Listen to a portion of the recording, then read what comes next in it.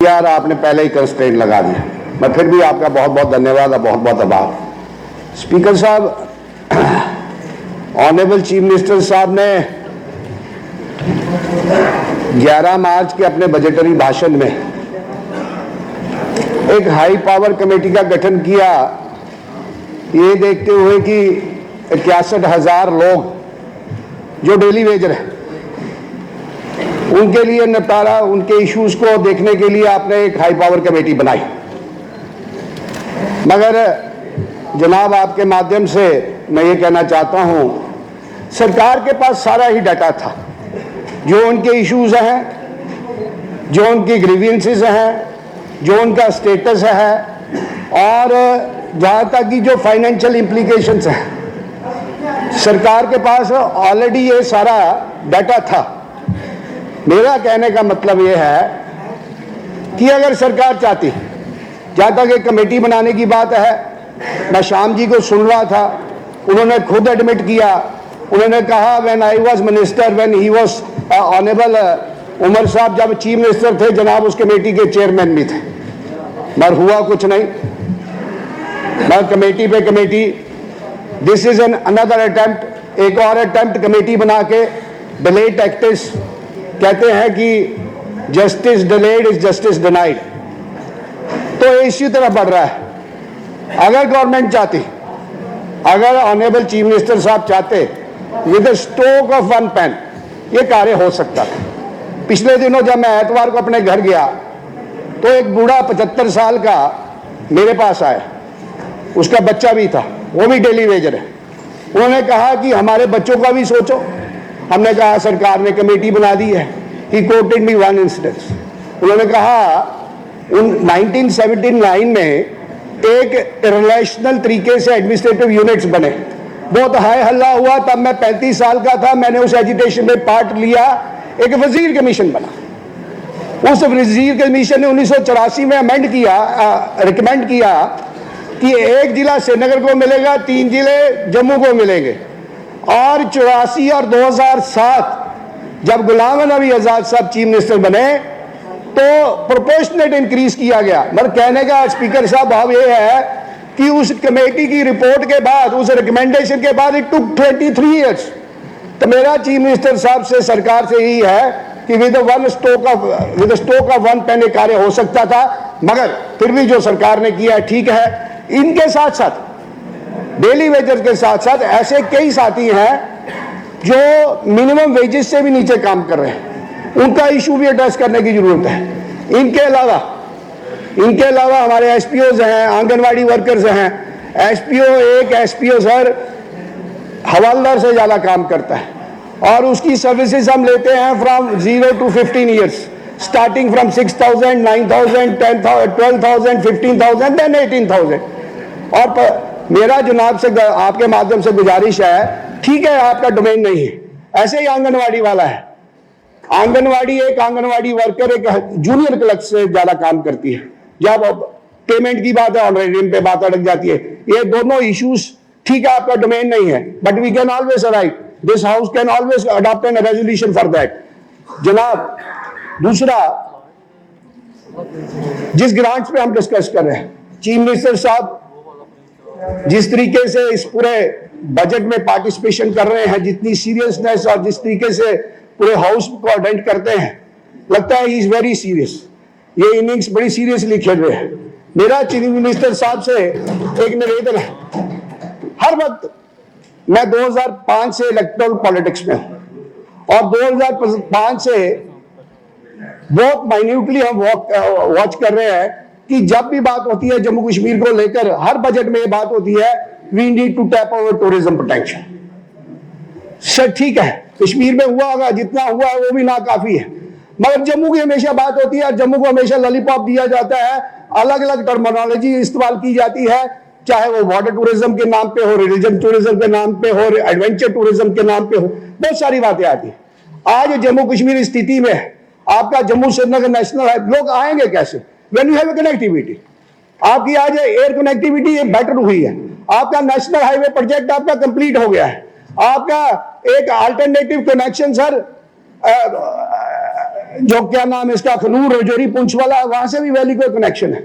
मेरा निवेदन है, और मेरे ख्याल चीफ मिनिस्टर आप सहमत होंगे, जो सबसे बैकवर्ड एरिया है और जिला कठुआ है, रामबन है, डोडा है, किश्तवाड़ है, बसोली है, बनी है, रजौरी है, पुंछ है, उधमपुर भी है, रियासी भी है। और ये सर बैकवर्ड जरूर है, पर इस बैकवर्ड एरिया में there is lot of tourist potential. मेरा एक निवेदन है, आज 2 कनेक्टिविटीज हैं इस कश्मीर वैली को, एक जम्मू से है, एक रजौरी पुंछ वाले एरिया से है, जो हमारा कठुआ, बनी, बसोली, भद्रवा सर एक कनेक्टिविटी हो सकती है। मेरी सबमिशन है, सुजेशन नहीं है।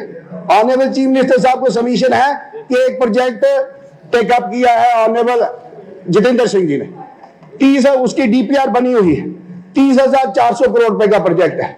वो है कठुआ टू बसोली, बसोली टू बनी, बनी to Bhaderwah and then Kishtwar, एक पूरा लिंक को जोड़ता है। इसको हमने करना कुछ नहीं, हमने इसको टेकअप करना है। इसके साथ साथ जो धार रोड वाला प्रोजेक्ट है, इससे हमारी कनेक्टिविटी अच्छी होगी। जब कनेक्टिविटी अच्छी होगी, अब एक अल्टरनेटिव सर आपके माध्यम से मैं इस हाउस को एक इंफॉर्मेशन शेयर करना चाहता हूं। There is one group of young professionals Kathua में, पिछले 10-12 साल से वो सर काम कर रहे हैं। उन्होंने हमारे पास एक प्रपोजल लेके आए, उन्होंने कहा इस रूट की रेल कनेक्टिविटी भी हो सकती है।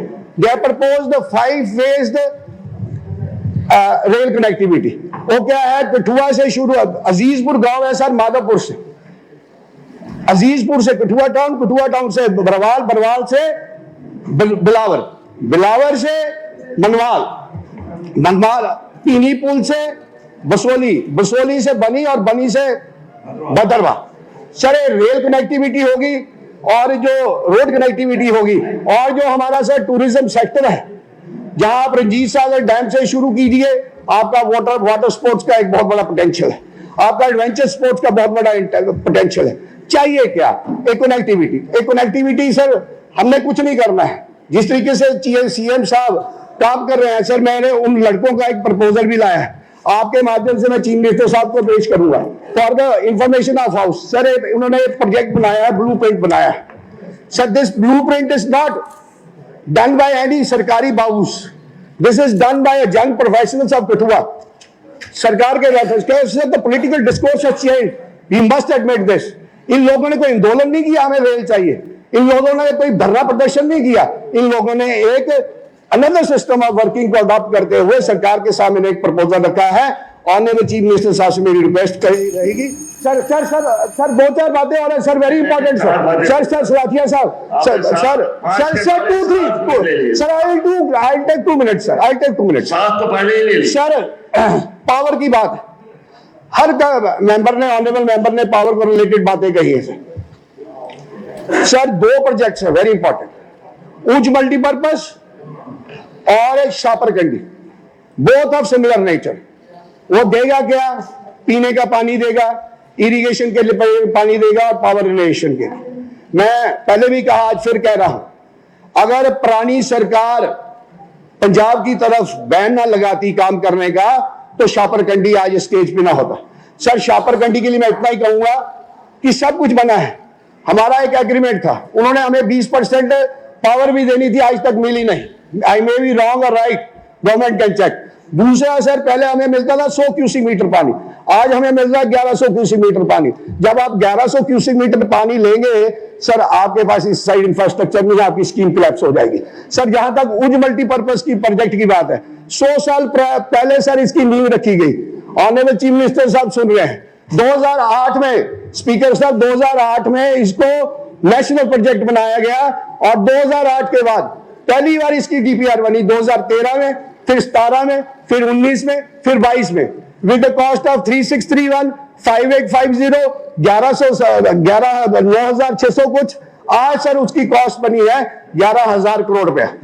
मैं इसलिए ये इंफॉर्मेशन शेयर कर रहा हूं, जब एक कॉस्ट एस्केलेशन हो गया इस 13 वर्षों में, अब जिन्होंने सैंक्शन कर रहे हैं वो उसके ऊपर सर क्वेश्चन मार्क लगाते हैं। मेरा जनाब आपके माध्यम से चीफ मिनिस्टर साहब से निवेदन है, बड़ा इंपॉर्टेंट प्रोजेक्ट है, 90,000 लैंड इरिगेट करेगा, इसमें 90 मेगावाट पावर की बिजली मिलेगी, एम्प्लॉयमेंट मिलेगी, जो कंडी है वो कंडी नहीं रहेगी। ये दोनों प्रोजेक्ट अगर लगेंगे सर, एक game changer. Sir sir sir time ले लिया आपने, दूसरे का भी टाइम ले लिया मैं कुछ नहीं कर सकता, फिर बोल नहीं सकते आप लोग, आप नहीं बोल सकते, फिर बाकी कोई नहीं बोल सकता। इस तरह से नहीं चलेगा। आप तशरीफ रखिए, आप सुने ना मेरी बात, आप बात मेरी सुनो। पिछले 2014 से बंद पड़ा है। क्यों बंद पड़ा है? फ्लड आए, 22 करोड़ रुपए की इन्वेस्टमेंट है ना, इसकी वजह से बंद पड़ा है। मैं इसके बड़ी डिटेल में नहीं जाऊंगा, मगर इसके साथ साथ सर रेवेन्यू की बात है, very important. Sir agrarian reform act है, सेक्शन 5 कहती है, सीलिंग लिमिट डिफाइन करती है। Ceiling limit for one family 12.5 acres of standard acres of land. Sir कहा 1976, और उसका सर कट ऑफ ईयर क्या लिया गया? 1971 और 2025, मोर देन 54 ईयर्स। सर 54 साल में 3 जनरेशन पैदा हो गई। मेरा निवेदन है, सरकार अमेंडमेंट लाए इसमें कि, क्योंकि सर जो 71 में जो फैमिली थी, वो उसकी क्लॉज ये रखी है कि जो 71 में था, जो अगर वो सेपरेट हो गया था तो वो he will be consider as family. आज एक घर के सर 4 लोग हो गए। अगर सीलिंग लिमिट नहीं सरकार ने करनी है, फैमिली की डेफिनेशन डिफाइन करे सर। इसके साथ साथ सर गैर मुमकिन घट का मसला मेरे पास आ गया, आज ही क्वेश्चन में यहाँ डिस्कस हो गया। बस मेहरबानी करेगा। देखिए ना क्या दिक्कत है हमारी। दिक्कत ये